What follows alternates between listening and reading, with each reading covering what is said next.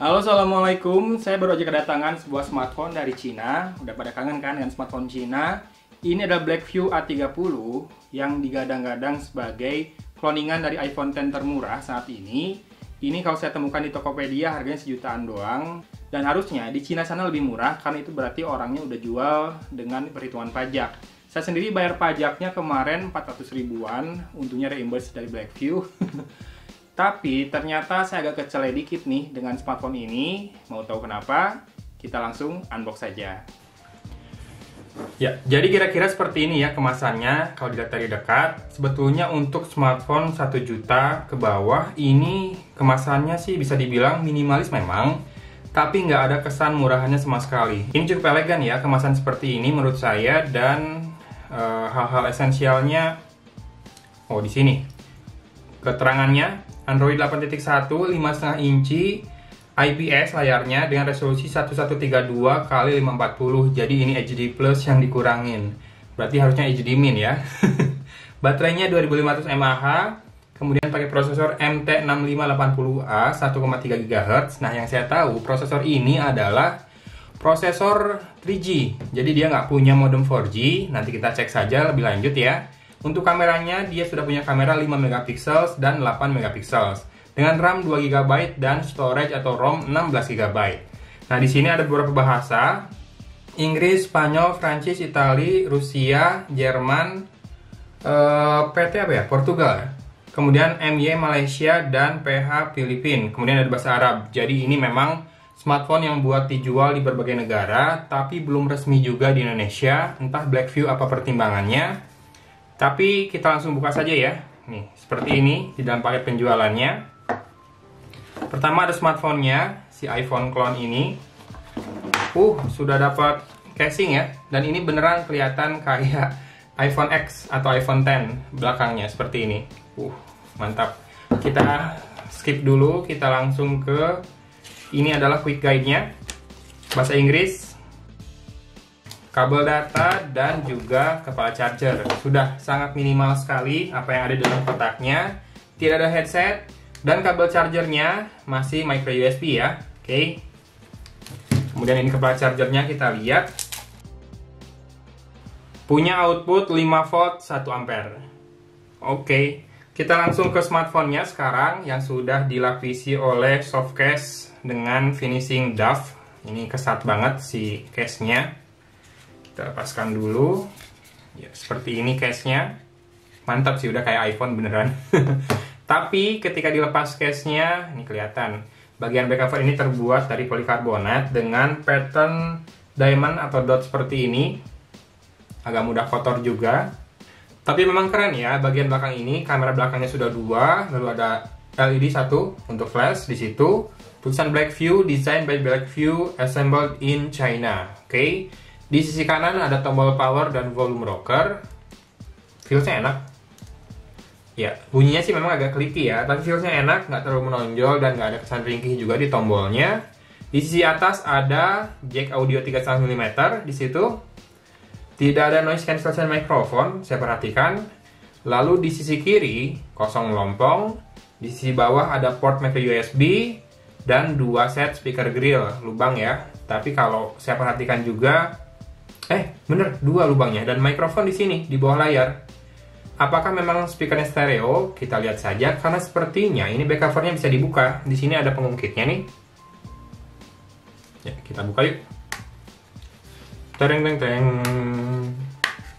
Ya, seperti ini bagian di dalamnya.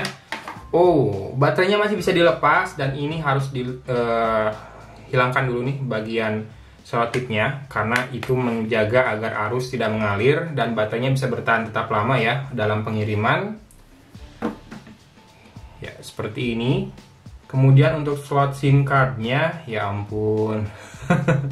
Jadi ini adalah slot dual SIM hybrid. Jadi ini buat nano SIM di dalamnya. Ini adalah buat menarik keluar. Oke. Kita tempatkan di sini lalu dorong ke dalam. Kemudian di atas ini bisa pakai nano SIM atau micro SD. Padahal ini kan bisa dilepas gitu ya si back covernya. Kenapa nggak 2 slot SIM card dan 1 khusus untuk micro SD? Sebenarnya kalau buat pasang tinggal dimasukin ke sini ya. Itu sepertinya buat narik keluar si besi itu tadi. Sudah terpasang, nanti kalau mau tarik tinggal ambil besi ini. Tuh, ketarik sama SIM cardnya. Mari kita pasangkan kembali dan kita nyalakan sambil membahas apa yang ada di sisi depan dari smartphone Blackview A30 ini. Oke, kita nyalakan. Blackview, itu Blackpink ya. Kita akan lepaskan plastik di sini karena ini sudah pakai pelindung layar yang terpasang dengan cukup rapi. Oke, ada sedikit bubble di bawah dan di atas.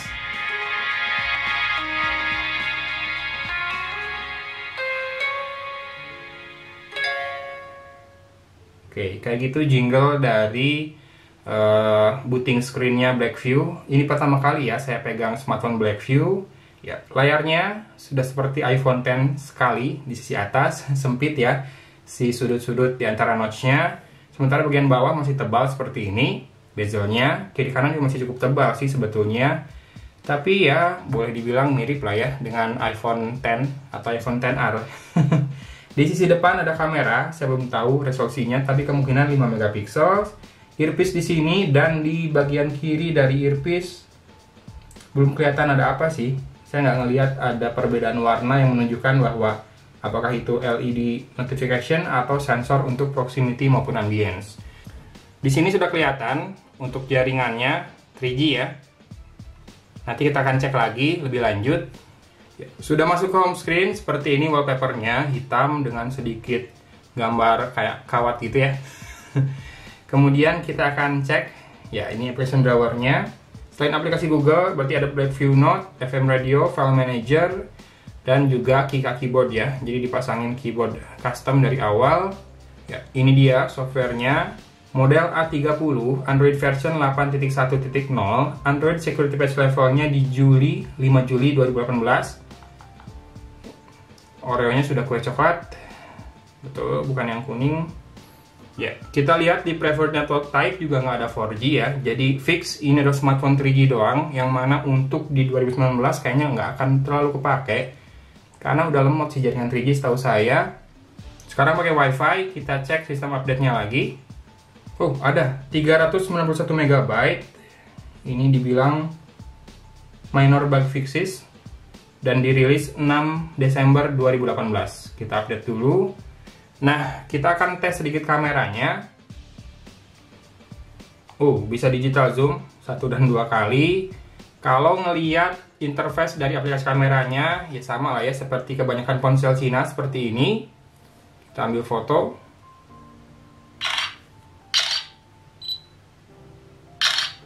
Ya, kunci fokusnya bagus, kameranya cukup kece, ini di kondisi yang terang banget. Nggak terlalu wash out warnanya, karena ini layarnya juga IPS kali ya. Kita akan coba selfie. Selfie dengan backlight, lalu kita coba selfie yang nggak menghadap backlight. Kita coba pakai Face Beauty.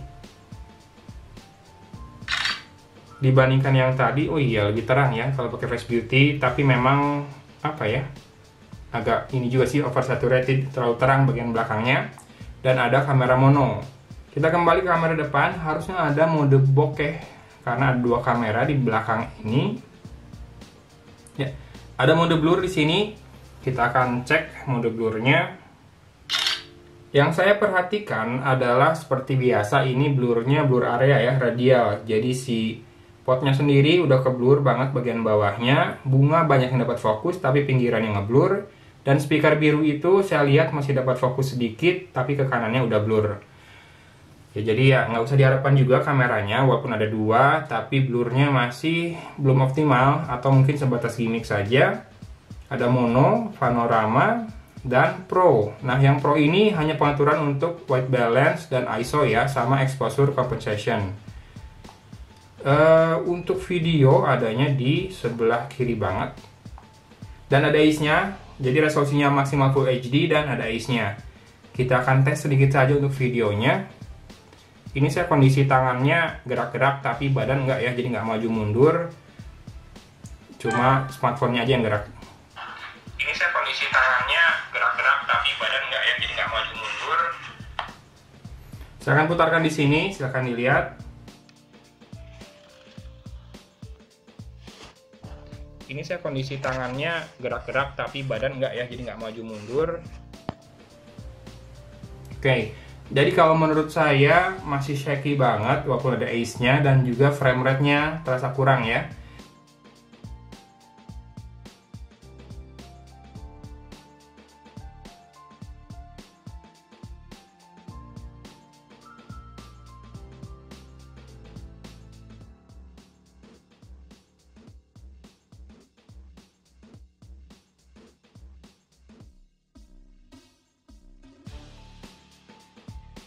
Masih belum selesai sistem update-nya, jadi ya kira-kira seperti ini ya, Blackview A30 ini. Ternyata masih 3G betul, dan ini jadi deal breaker banget, karena menurut saya di 2019 pakai 4G aja udah sering lemot, kalau dapat sinyalnya kurang bagus, 3G apalagi.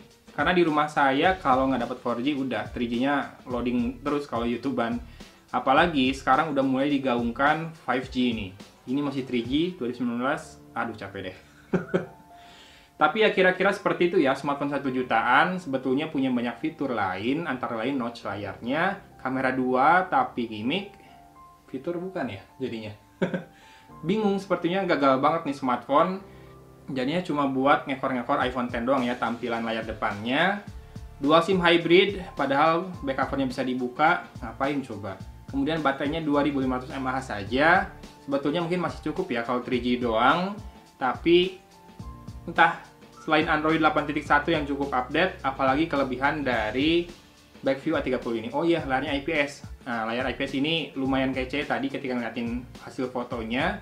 Dan di kondisi pencahayaan yang cukup banget, fotonya oke lah, nggak blur, nggak meleset fokusnya, cukup cepat juga ambil fokus. Tapi kalau disuruh beli sih, saya mending beli yang lain aja. Kenapa? Karena sejutaan, sekarang di Indonesia juga udah mulai banyak yang bagus, dan pastinya sudah 4G. Bahkan suka banyak yang dibundling dengan berbagai bonus YouTube misalnya, atau bonus apalah kuota-kuota lain.